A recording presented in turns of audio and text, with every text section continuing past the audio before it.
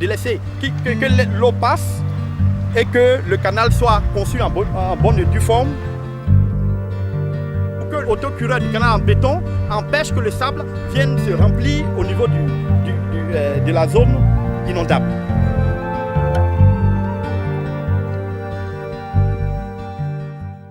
En saison de pluie, les populations de Bonoumé Est-Ouest, un quartier de la commune de Cocody, sont toujours éprouvées. Pire, certaines ont été délogées, leur habitation déguerpie sans aucun dédommagement. Après 7 mois, le ministère de la Construction m'a appelé. On allait voir M. Touré qui avait mes dossiers à main. Il me dit qu'ils ont pris les experts pour voir combien ils vont me payer. 130 millions, puisqu'ils vont me payer 110 millions. Et maintenant, on est maintenant au moins plus que 6 à 7 mois, on n'a pas de retour. Les questions sur toutes les lèvres, qui est l'auteur du déguerpissement? Les habitations déguerpies étaient-elles situées dans le bassin submersible? Les habitations déguerpies constituaient-elles un danger pour les habitants? Quels sont les motifs évoqués pour effectuer le déguerpissement? Pourquoi les propriétaires des constructions déguerpies ne sont-ils pas jusqu'alors dédommagés? Avant de répondre à toutes ces interrogations, il est important d'être instruit sur la genèse, le lotissement légal ou pas du bassin de Bonoumé Est-Ouest. Elle fait partie des vieux lotissements d'Abidjan qu'on appelle lotissement administratif. Et à partir de ce lotissement-là, il y a eu un plan en 1992 qui a été fait par les grands travaux aujourd'hui Benet. Qui a été fait par les grands travaux du Benet. Je veux souligner que c'est la seule structure qui était habilitée à cette époque-là à faire les plans en Côte d'Ivoire. Et le plan de Bonoumé, le lotissement de Bonoumé, a été fait en 1992. Sur ce plan-là, il était bien indiqué un projet de canal. Et depuis 1992, on n'a pas eu ce projet de canal. En lieu et place du passage d'eau sur la digue, ils ont mis des buses qui ne répondent pas aux normes d'assainissement aujourd'hui. Et c'est ces buses-là qui sont bouchées par les troncs d'arbres, par la boue et tous les détritus drainés par les eaux, puisque le canal n'existe pas, qui viennent boucher et qui fait qu'en ce moment-là, tout Bonoumé est inondé. En 2014, ils ont lancé un appel d'offres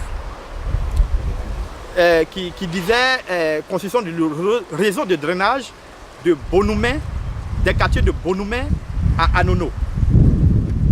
Bonoumé, à cette période encore, n'a pas bénéficié de son canal, qui existe déjà sur le plan. Ils ont fait le canal après la digue, c'est-à-dire au niveau de Bonoumé village, et ils sont arrêtés à la Riviera Sojefia, après chez Alpha Blondy. Et jusque-là, Bonoumé continue d'être inondé. Nous avons multiplié les actions, nous avons écrit à toutes les structures, à l'ONAD, au ministère de la Construction, pour les avertir sur le fait qu'à chaque saison de pluie, on a des problèmes d'inondation à cause des buses qui sont trop petites aujourd'hui, qui se trouvent sous la digue. Et à cause de l'absence de canal, qui draine le sable, la terre, la boue, dont l'eau draine le sable, la terre, la boue, pour venir boucher ces buses-là. Et jusqu'à présent, nous n'avons pas eu gain de cause. Au niveau de Bonoumé Est-Ouest, où le projet de canal existait, dans les années 92, en 2004, 2006, 2009, la voie passante faisant la liaison entre Abidjan Mall aujourd'hui et le collège André Malraux n'existait pas, n'était pas encore conçu. Il s'avère que lorsqu'on a fait cet ouvrage à cette voie-là, on a omis en dessous de cette voie de créer un dallo qui aurait permis que les eaux qui arrivent du côté de Bonoumé ville, comme on peut appeler ça, puissent passer tranquillement leur chemin pour aller au déversoir au niveau d'Anono.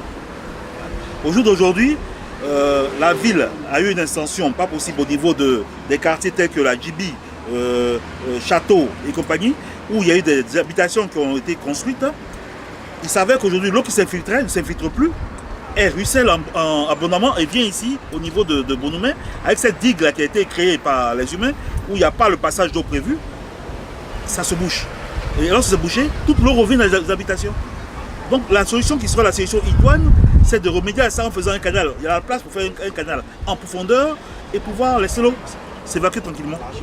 Malgré les déguerpissements hâtifs, aucune solution définitive n'a été trouvée au problème du bassin de Bonoumé.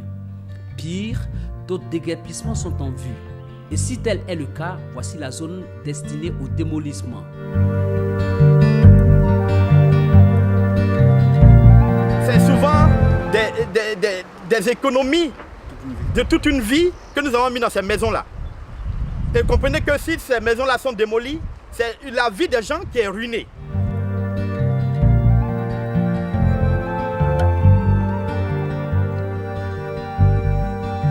Il faut que l'état de droit soit respecté. Il faut qu'on respecte nos droits citoyens. À partir du moment où nous avons les papiers, en bonne et due forme.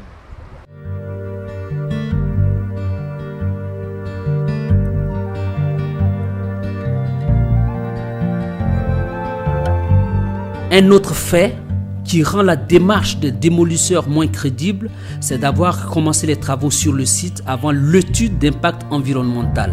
La bonne déontologie en pareille situation aurait voulu l'étude avant les travaux.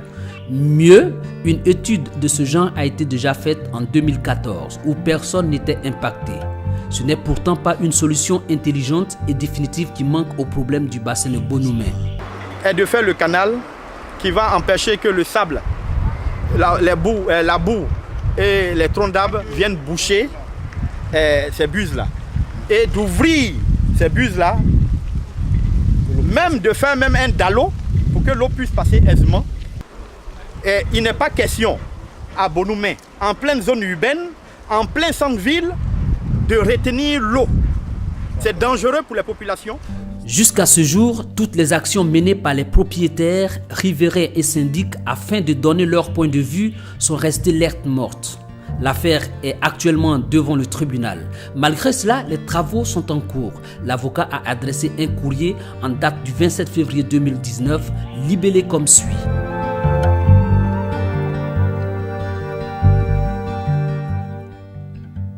En attendant la réaction de l'autorité compétente pour une solution concertée, intelligible, définitive et acceptée de tous, les propriétaires des alentours du bassin de Bonoumé espèrent qu'aucun déguerpissement hâtif et abusif ne se fera avant le verdict du tribunal.